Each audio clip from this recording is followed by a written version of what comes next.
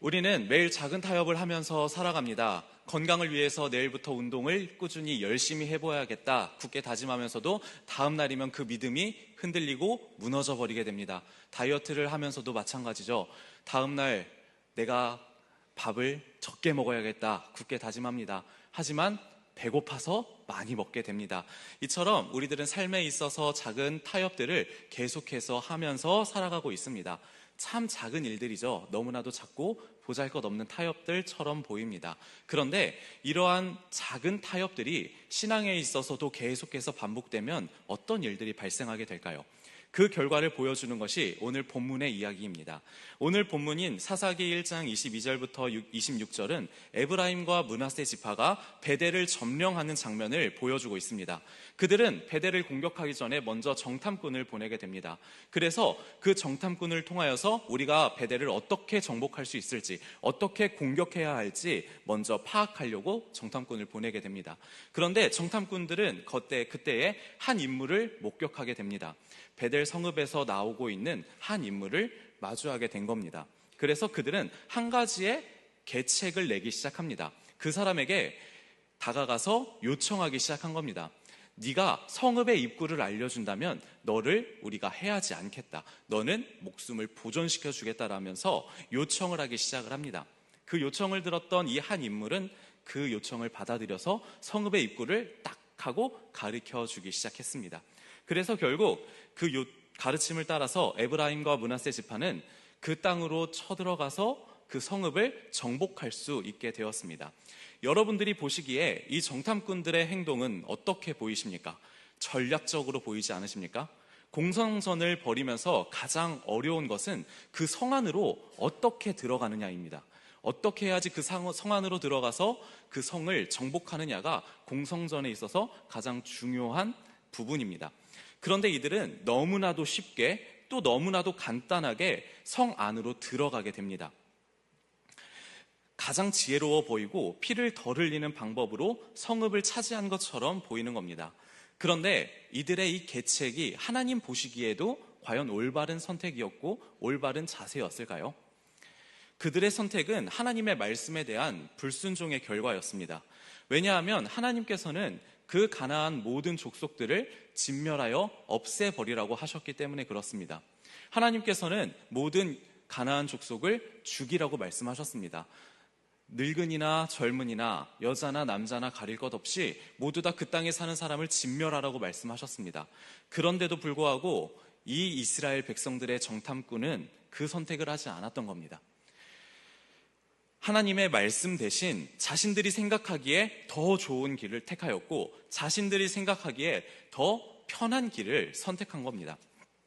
지금 당장 보기에는 이스라엘 백성들의 이 선택이 정답처럼 보입니다. 왜냐하면 전쟁 속에서 죽게 되는 사람의 숫자도 압도적으로 줄 수 있었고 더 빠르고 더 정확하게 전쟁에서 승리했기 때문입니다. 하지만 하나님의 말씀과 뜻은 다 계획이 있는 법입니다.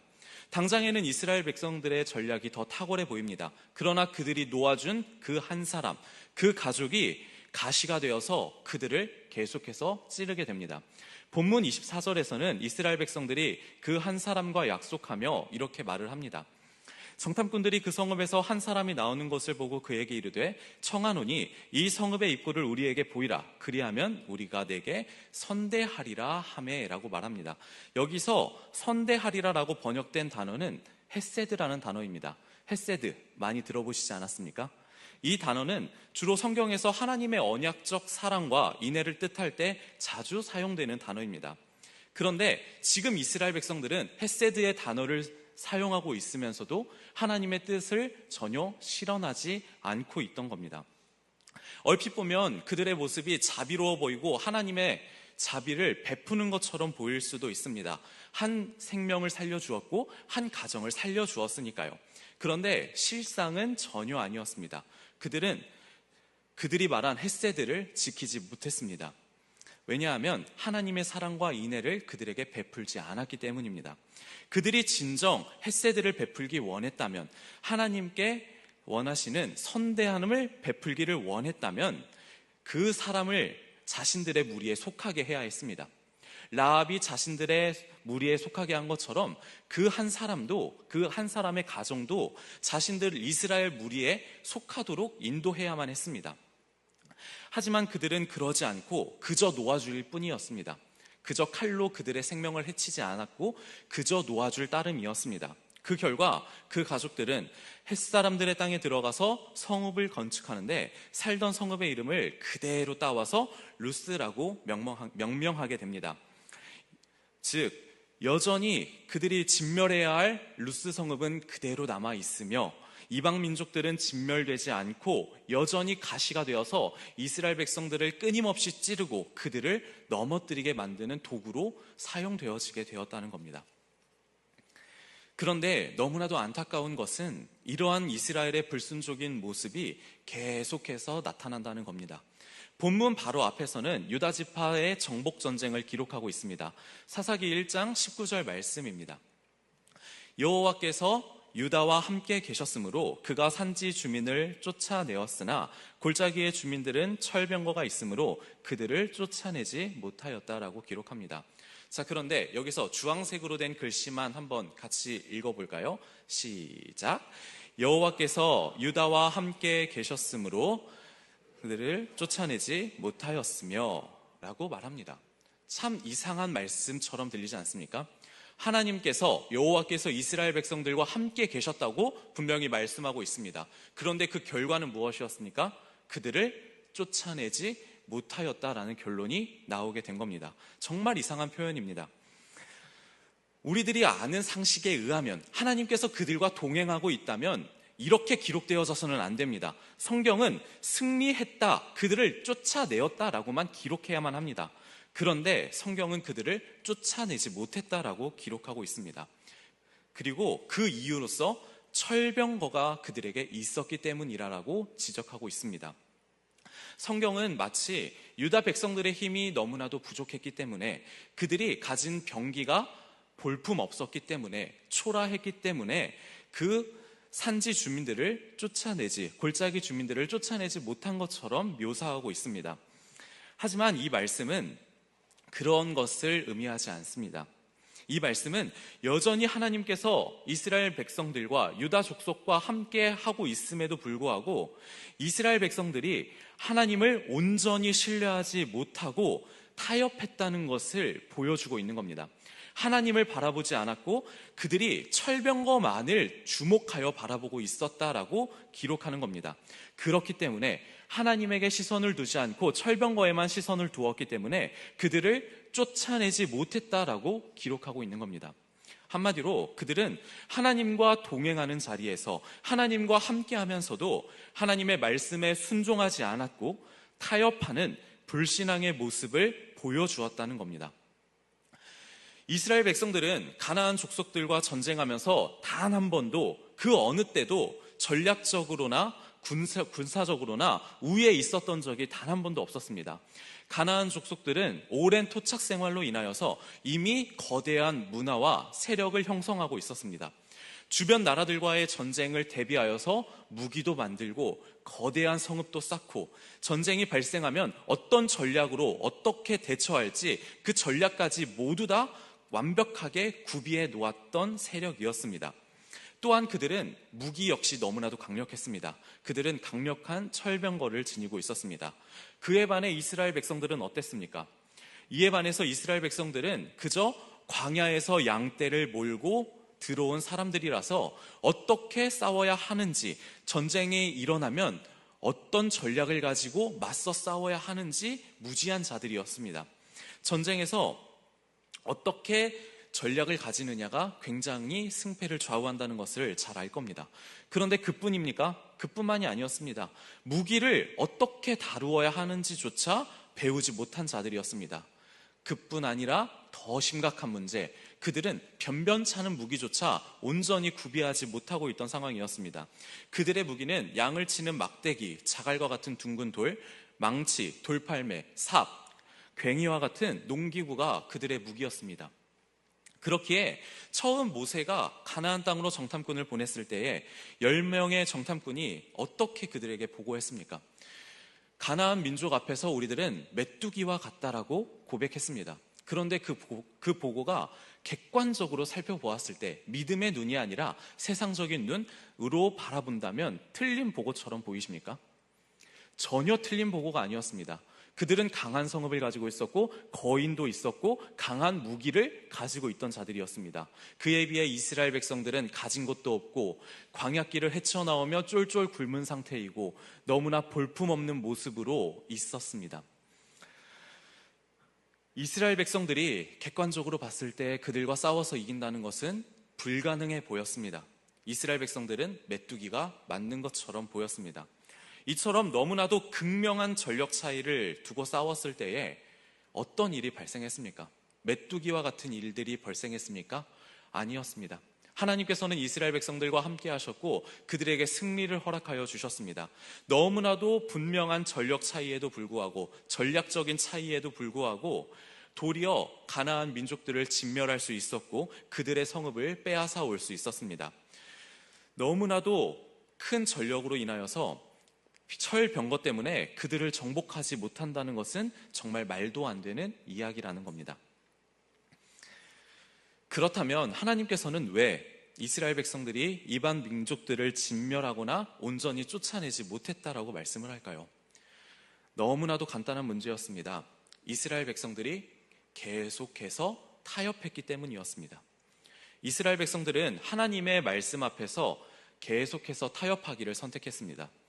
이 정도의 땅이라도 차지하면 만족한다는 타협이었으며 이 정도까지 싸웠으면 하나님께서도 이해해 주실 것이라는 믿음의 타협이었습니다. 오늘날 우리의 삶 속에서도 이와 같은 타협의 유혹이 끊임없이 찾아옵니다. 이 정도면 됐다. 이 정도까지 신앙생활했으면 하나님께서도 인정해 주실 거다. 이러한 불순종의 마음이 우리의 마음을 계속해서 두드리고 있습니다. 오늘 우리가 바라보고 있는 철병거는 무엇입니까? 무엇이 우리를 그렇게 두렵게 하고 떨게 만들고 있습니까? 왜 오늘 우리들은 하나님께서 주실 더 큰 은혜를 사모하지 않고 적당한 은혜에서 멈춰 계십니까? 하나님께서는 지금도 우리와 함께 하시며 우리에게 더 큰 은혜를 부어주시려고 준비하고 계시는데 왜 우리들은 여기에서 족합니다. 저는 여기면 족합니다. 더 이상 저는 어떤 일도 하기 싫고 그냥 여기에서 하나님께서 주시는 은혜면 만족합니다라면서 멈춰 있으려고 합니까? 왜 계속 그렇게 타협하려고 하고 있습니까? 하나님의 은혜를 계속해서 거절하는 것은 겸손이 아닙니다. 겸손이 아니라 철저한 오만입니다. 하나님께서 주시겠다는 그것을 우리가 거절하는데 어떻게 그것이 겸손의 자세이겠습니까? 도대체 무엇이 그렇게 두렵기 때문에 우리는 더 이상 나아가려 하지 않고 멈춰 서려고만 하고 있으십니까? 말씀 앞에서 우리가 타협하려고 해도 멈춤을 선택해도 우리의 삶의 문제는 결코 해결되지 않습니다. 도리어 지금보다 더 큰 재앙만 불러올 따름입니다. 그런데 이스라엘 백성들은 왜 그렇게 타협해야만 했을까요? 왜 전쟁하기를 멈췄을까요? 왜 그들을 쫓기를 멈추었을까요? 오늘 그 이유에 대해서 크게 두 가지의 이유를 살펴보려고 합니다. 먼저 그들은 피 흘림과 타협하게 되었습니다. 실제로 6.25를 경험하신 우리 권사님들이 계십니다. 그런데 대부분의 우리들은 전쟁이라는 것에 대해서 글과 영상을 통해서만 접하게 됩니다. 그렇기 때문에 전쟁이 발발하여 승리를 쟁취한다고 할지라도 그 가운데에서 죽는 많은 사람들이 있다는 것을 때로는 간과할 때가 있습니다. 희생자의 수만 바라보면서 그 죽은 사람이 나의 가족이 될 수도 있고 나의 친구가 될 수도 있고 내가 될 수도 있다는 사실을 무시합니다. 전쟁이 발생한다면 누군가가 죽는 것은 필연적인 일입니다. 아무리 큰 승리를 거두었다 할지라도 아무리 압도적으로 승리를 거두었다 할지라도 그 가운데에서 사망자가 발생하는 것은 너무나도 당연한 일입니다. 그런데 그 사망자가 아무리 적은 숫자라 할지라도 나의 가족이 될 수 있고요, 나의 친구가 될 수 있고 나의 사랑하는 사람이 될 수도 있습니다. 그리고 그 사실을 정복전쟁을 진행했던 이스라엘 백성들은 너무나도 잘 알았습니다. 그렇기에 피를 흘리지 않는 선택이 있다면, 나의 사랑하는 가족과 나의 친척이 죽지 않을 수 있다면 그 길을 선택하지 않을 사람이 얼마나 있겠습니까? 하물며 적은 어떠한 상태였습니까? 적은 철병거를 무장한 너무나도 강대한 군사였습니다. 이제까지는 승리했다 할지라도 내일 패배할지 어떻게 알 수 있겠습니까? 이러한 상황 속에서 가나안 족속이 손을 내미는 겁니다. 이제 우리가 싸우지 말고 그냥 살자. 더 이상 전쟁하지 말고 너희 영토 그 정도면 됐잖아. 그냥 너희 거기서 만족해. 우리도 여기에서 머물게. 이렇게 타협의 손길을 내밀기 시작하는 겁니다. 그때에 이 평화의 손길을 과감하게 뿌리칠 수 있는 사람이 얼마나 될까요? 하물며 이 정복전쟁은 벌써 7년이나 지속되고 있었습니다. 얼마나 많은 사람들이, 내가 얼굴을 알고 있는 사람들이 많이 죽어나갔겠습니까? 심지어 가나안 민족들과 이스라엘 사람들은 생김새만 보았을 때 그렇게 큰 차이를 가지고 있지도 않았습니다. 가나안 사람들과 이스라엘 민족들은 연결된 점이 굉장히 많았습니다. 그래서 김홍전이라는 박사님께서는 사사기속으로라는 책을 통하여 이렇게 말을 합니다. 가나안 사람들과 히브리인 사이에는 다른 점이 거의 없었습니다. 따라서 이들은 서로 동화되어 살 수 있는 가능성이 항상 있었습니다. 라고 기록합니다. 한마디로 인종적으로나 봤을 때 뚜렷한 차이점이 없었다는 겁니다. 흑인, 백인, 황인 이런 구별도 없었고 그냥 너무나도 똑같은 민족적인 특성을 가진 사람들이었다는 겁니다. 그렇기 때문에 그들과 싸우지 않음을 택하는 것이, 피 흘리지 않겠다는 선택을 하는 것이 그렇게 어려운 선택은 아니었습니다. 그들의 모습과 나의 모습이 크게 다르지 않았고 그들과 함께 사는 것이 지금 피를 흘리지 않을 수 있는 더 현명한 방법처럼 보였기 때문입니다. 그렇기에 이스라엘 백성들은 당장에 흘리는 피를 줄이고자 타협의 길을 선택합니다. 일시적으로 평화의 길을 선택하게 되었습니다. 또 그들이 타협하게 된 이유는 또 있습니다. 가난에 대한 문제였습니다. 40년 동안 그들은 광야에서 유목민 생활을 하게 됩니다. 그런데 그들이 조금씩 땅을 차지하게 되고 그곳에서 터를 잡게 되고 농업 생활을 하게 되면서 물질의 풍요로움이 점차 그들에게 찾아오기 시작했습니다. 광야에서 40년 동안 생활할 때에는 가진 것이 아무것도 없었습니다. 하루하루 하나님께서 주시는 양식을 먹어가며 그렇게 생명을 유지할 따름이었습니다. 그런데 땅을 차지하게 되고 물질적인 필요가, 물질적인 목마름이 해결되기 시작하자 그들의 마음에는 점차 교만한 마음이 찾아와 들어오게 됩니다. 더 부유해지고 싶고 더 많이 가지고 싶고 더 풍요로워지고 싶다는 욕심이 지극히 자연스럽게 그들 가운데 찾아오게 되었던 겁니다. 그런데 앞서 말씀드렸던 것처럼 가나안 민족들은 이미 풍요로움을 누리던 자들이었습니다. 오랜 정착 생활로 인하여 아름다운 문명을 이루고 있었고 너무나도 많은 부를 축적하고 있었던 상황이었습니다. 그런 상황 속에서 이스라엘 백성들이 확실하게 그들의 풍요로움 가운데 동참할 수 있는 방법이 무엇이었을까요? 바로 그들과 결혼하는 것이었습니다. 결혼만 한다면, 그들과 싸우지 않고 결혼한다면 그들이 누리고 있는 재물을 나의 것으로 만들 수 있다라고 판단하게 됩니다. 그래서 이스라엘 백성들은 그들과의 결혼을 선택합니다. 사사기서 3장 5절부터 6절 말씀이 그것을 잘 보여주고 있습니다. 그러므로 이스라엘 자손은 이런 자손 족속들 가운데에 거주하면서 그들의 딸들을 맞아 아내로 삼으며 자기 딸들을 그들의 아들들에게 주고 또 그들의 신들을 섬겼더라라고 기록합니다. 이처럼 풍요로움에 목마른 이스라엘 백성들이, 부요로움에 목마른 이스라엘 백성들이 이방 민족들과의 결혼을 택하기 시작합니다. 하지만 우리들은 여기서 생각해 보아야 합니다. 이들이 바로 한 번에 하나님을 버리지는 않았다는 겁니다. 이스라엘 백성들도 처음부터 하나님을 버리지는 않았습니다. 아마 그들도 처음에는 하나님을 믿으며 하나님을 향한 믿음을 지키려고 노력했을 겁니다. 노력하고 애썼을 겁니다. 그러나 조금씩 타협하기 시작합니다. 하나님을 섬기면서 이방신들을 조금씩 바라보기 시작합니다. 그리고 조금씩 이방신을 바라보는 시간을 늘리기 시작합니다. 그리고 결국 하나님과 이방신들을 같이 섬기기 시작하고 마침내 하나님을 버리는 선택을 하게 되는 겁니다. 그들은 생각했을 겁니다. 지금은 우리가 가난하니까 가나안 민족의 부요함을 뺏고 그들을 전도의 대상으로 삼으면 되지 않겠느냐, 그들에게 하나님을 전하면 되지 않겠느냐 판단했을지도 모릅니다.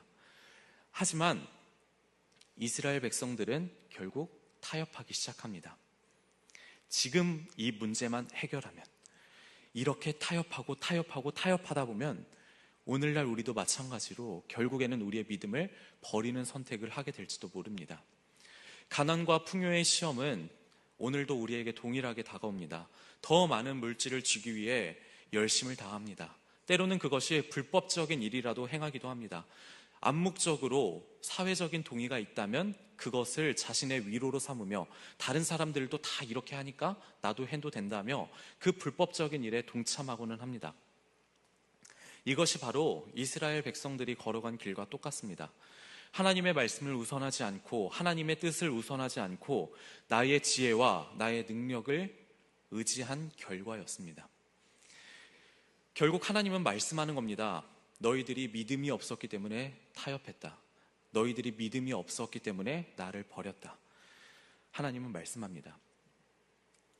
나의 계획과 나의 지혜보다 하나님이 계획이 더 확실하다는 믿음이 없기 때문에 우리들은 하나님을 버리는 선택을 하게 됩니다.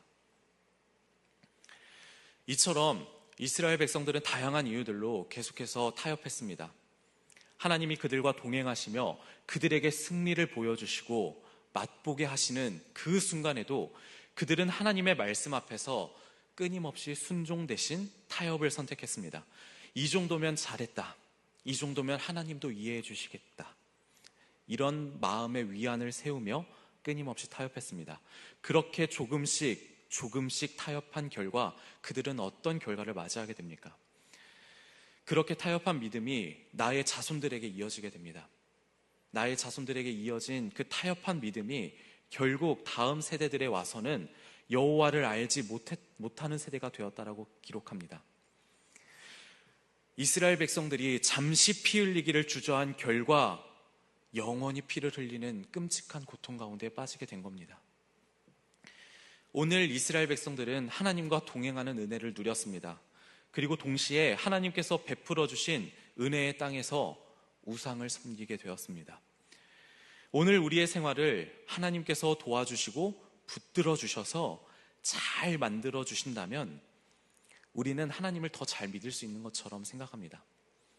하나님께서 나와 동행하셔서 내게 물질적인 풍요로움을 주셨다라고 고백하며 더 하나님께 잘 순종할 수 있다고 생각합니다.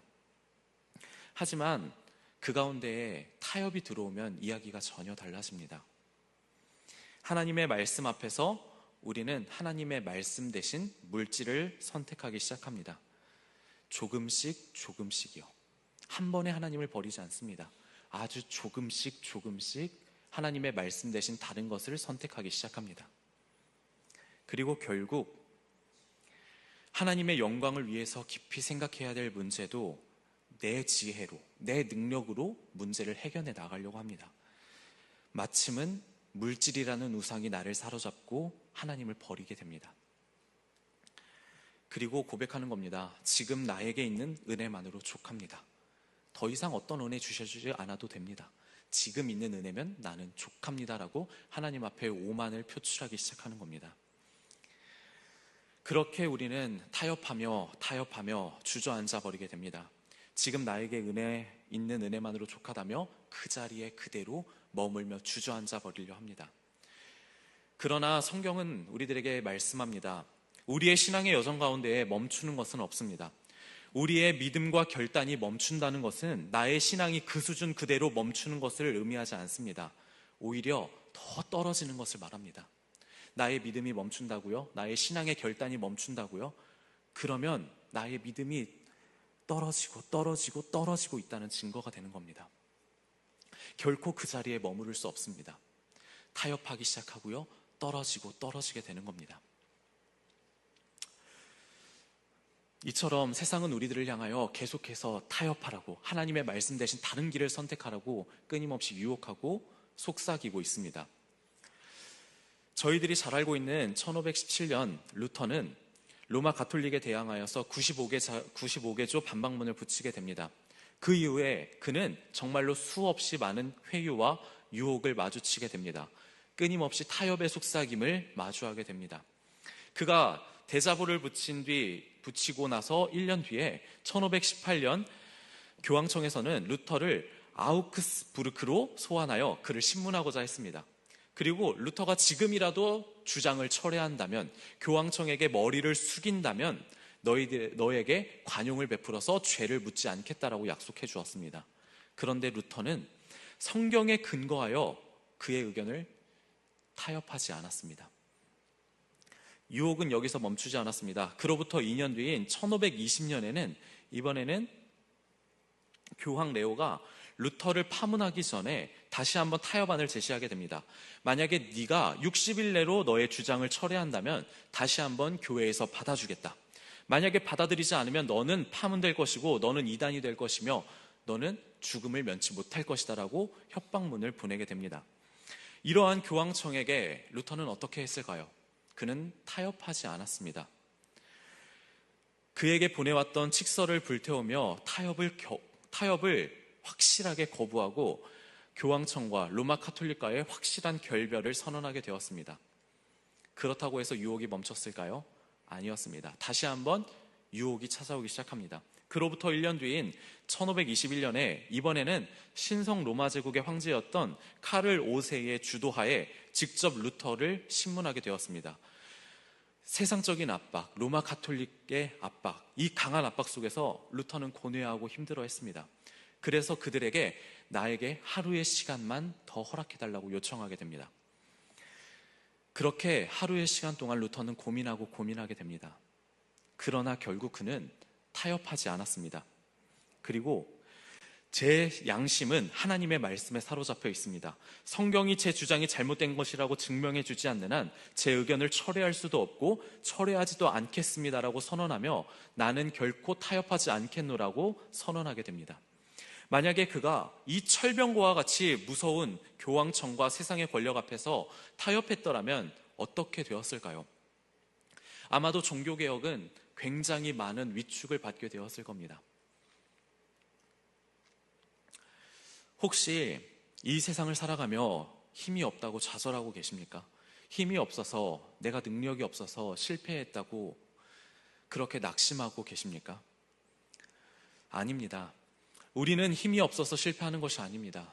하나님은 말씀합니다. 너희들의 믿음이 없어서 넘어졌노라. 너희들의 믿음이 없어서 실패했다고 말씀하고 있습니다. 하나님이 아닌 내 힘을 의지하렸기 때문에 실패합니다. 하나님이 나의 힘과 능력이 되신다는 그 믿음이 없기 때문에 우리는 넘어지고 실패하게 되는 겁니다.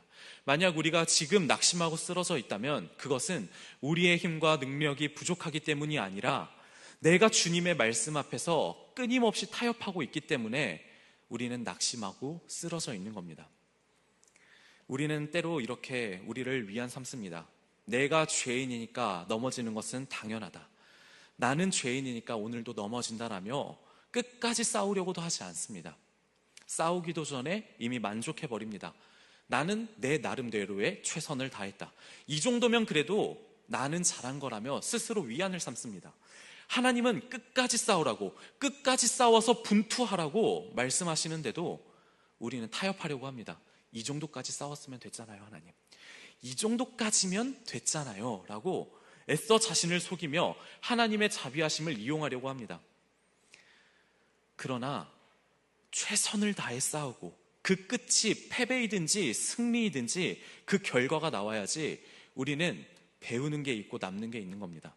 처음부터 패배를 전제로 해서 나는 이 정도까지의 최선을 다할 거야, 더 이상 최선을 다하지 않을 거야 라고 고백하고 싸운다면 그 전쟁에서 남는 것은 상처밖에는 없습니다.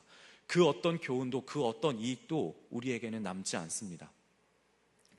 우리는 매일의 삶을 통하여 주님의 말씀에 순종해야 합니다.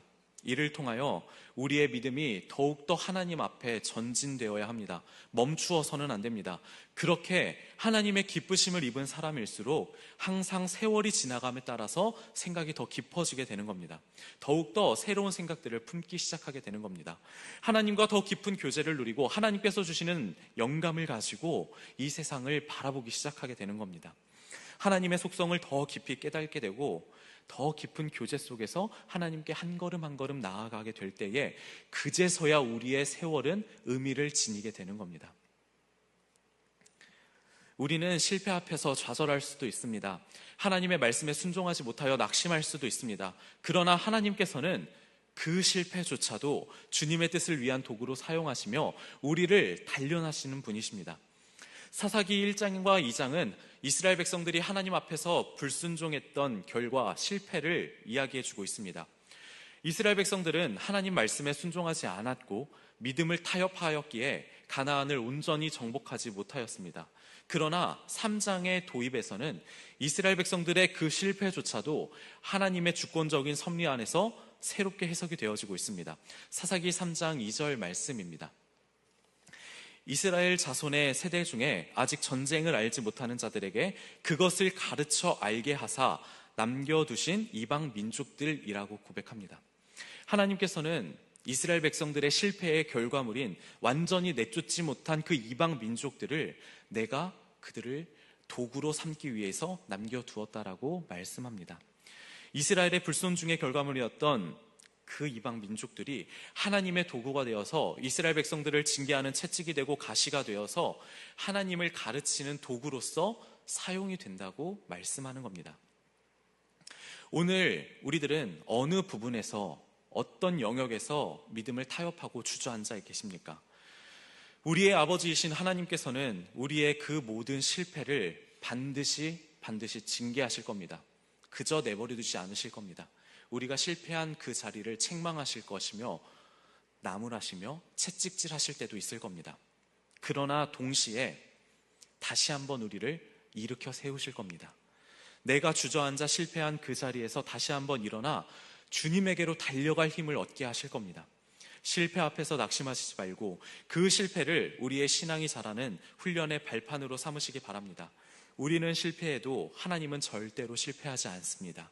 그렇기에 매일의 삶을 타협 없이 끝까지 주님의 말씀을 붙들고 싸워 승리해 내시기 바랍니다. 끝까지 싸웠을 때에 그 결과가 우리의 연약함으로 인하여 넘어진다 할지라도 주님께서는 그 넘어짐까지도 활용하여서 우리를 주께로 더욱더 가까이 인도하실 것입니다. 잠언 16장 31절은 우리들에게 이렇게 말씀합니다. 백발은 영화의 면류관이라 공의로운 길에서 얻으리라. 백발이 되는 것을 좋아하시는 분이 누가 있겠습니까? 세월이 흘러가며 어쩔 수 없이 백발을 얻게 되고 머리가 쇠하여지게 됩니다. 그러나 하나님과 동행하며 새로운 생각을 품게 되고 새로운 마음을 품고 나이가 들어가는 것은 영화의 면류관이라고 하나님은 가르쳐 주는 겁니다. 헛되게 세상에서 고생해서 머리가 쇠하여지는 것이 영화의 면류관이 아니라 하나님의 생각을 품고 하나님의 마음을 품고 하나님의 말씀을 붙들고 치열하게 싸우고 하나님을 생각했을 때에 우리의 세월이 흘러가면 그것은 우리의 영화의 면류관이라고 가르쳐주고 있는 것입니다. 때론 우리의 신앙이 너무 결과지향적으로 향할 때가 있는 것 같습니다. 술 마셔도 천국 간다. 지금 내가 이렇게 살아도 나 예수님 믿으니까 천국 간다. 너무 결과론적인 생각입니다. 우리의 신앙의 목표가 무엇입니까? 천국에 들어가는 것이 우리의 신앙의 목표입니까? 천국에 들어가기만 한다면 모든 문제가 해결이 되는 겁니까? 내가 오늘 왜 예수 그리스도를 믿고 있습니까? 단순히 천국에 들어간다는 그 이유 하나 때문에 예수님을 믿고 있으십니까? 천국에만 들어가면 모든 것이 괜찮은 겁니까? 소요리 문답 1문은 우리들에게 말합니다. 우리의 최종 목표는 천국에 들어가는 것이 아니라 하나님을 영화롭게 하고 하나님을 영원히 즐거워하는 것이라고 가르치고 있습니다. 천국은 부차적인 문제입니다. 우리가 하나님을 영화롭게 하기만 한다면, 우리가 하나님을 즐거워하기만 한다면 천국은 하나님께서 우리들에게 자연스럽게 주시는 은혜의 한 부분일 따름입니다. 천국이 진정 의미가 있는 것은 하나님께서 그곳에 계시기 때문이며 천국에서 우리가 하나님과 끊어지지 않는 영원한 동행을 할 수 있기 때문에 의미가 있는 것에 지나지 않습니다. 그렇기에 마틴 루터는 이렇게 말합니다. 나는 그리스도와 함께 지옥에 있는 것이 그분 없이 천국에 있는 것보다 더 낫다라고 고백합니다. 이처럼 천국은 우리의 목표가 될 수 없습니다. 우리의 목표는 예수 그리스도가 되어야 하며 하나님의 말씀이 되어야 합니다. 타협 없는 생활을 하시기 바랍니다. 하나님의 말씀 앞에서 타협하지 않으시기 바랍니다. 이유와 변명 대신에 주께 순종할 이유를 발견하는 우리가 되기를 간절히 소망합니다. 오늘 우리들은 힘이 없어서 무너지는 것이 아닙니다. 믿음을 포기하고 타협했기 때문에 무너지고 실패하는 겁니다. 그러나 그 실패조차도 하나님의 섭리 안에서 다시 일어나는 발판이 될 수 있습니다. 그러므로 오늘 믿음으로 결단하시기를 바랍니다. 자그마한 타협조차 거부하겠습니다. 세상이 아무리 우리를 미혹한다 할지라도 절대로 타협하지 않겠습니다. 끝까지 싸워보겠습니다. 싸울 수 있는 데까지 싸워보겠습니다. 그 끝이 성공이라 할지라도, 그 끝이 실패라 할지라도 끝까지 제가 하나님의 말씀을 지키기 위하여 싸워보겠습니다. 그렇게 말씀으로 순종해 보겠습니다. 그렇게 믿음으로 고백하는 이 금요영성축제의 고백의 시간이 되었기를 간절히 축복합니다.